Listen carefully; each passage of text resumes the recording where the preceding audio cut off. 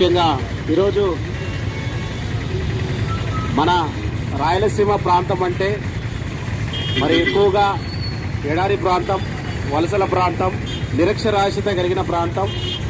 మరి ఇట్లాంటి ప్రాంతంలో విద్యార్థులు విద్యను అభ్యసిస్తున్నారంటే ముఖ్యంగా మన ఎస్సీ, ఎస్టీ, బీసీ, మైనారిటీ, బడుగు బలహీన వర్గాలకు సంబంధించిన విద్యార్థులు కేవలం ప్రభుత్వ సర్కారు బడుల్లో మాత్రమే చదువులు కొనసాగిస్తారు.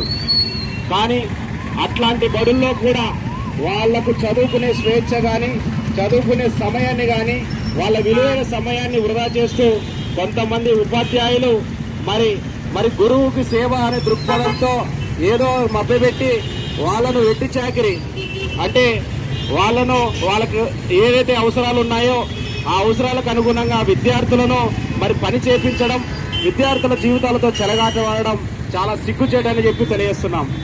అదేవిధంగా మరి బాల్య వివాహాలకు సంబంధించి ఈ యొక్క విద్యార్థులను ఏ విధంగా వెట్టి చాకరీ చేస్తున్నారు ఉపాధ్యాయులకు సంబంధించి ఈ రెండింటినీ మరి నిరసిస్తూ మరి ఎస్సీ, ఎస్టీ, బీసీ, మైనారిటీ మహిళా ఐక్యవేదిక ఆధ్వర్యంలో మన కర్నూలు కలెక్టరేట్ ముందు ధర్నా నిర్వహించడం చాలా సంతోషం. ఎందుకంటే చాలా మంది కూడా కనువిప్పు కలగాల.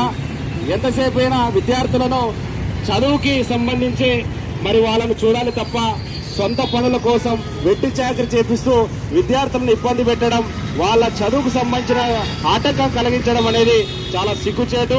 మేము కూడా రాయలసీమ విద్యార్థి సంఘాలుగా ఈ యొక్క మహిళా ఐక్య వేదిక మరి కార్యక్రమానికి సంపూర్ణ మద్దతు తెలియజేస్తూ, ముఖ్యంగా ఈ రాయలసీమ ప్రాంతంలో చాలా మంది కూడా నిరక్షరాస్యులు ఉన్నారు.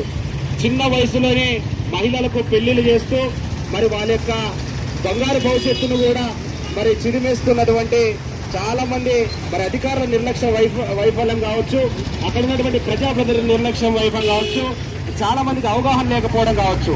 వీటన్నిటి ద్వారా మరి చిన్నారుల భవిష్యత్తు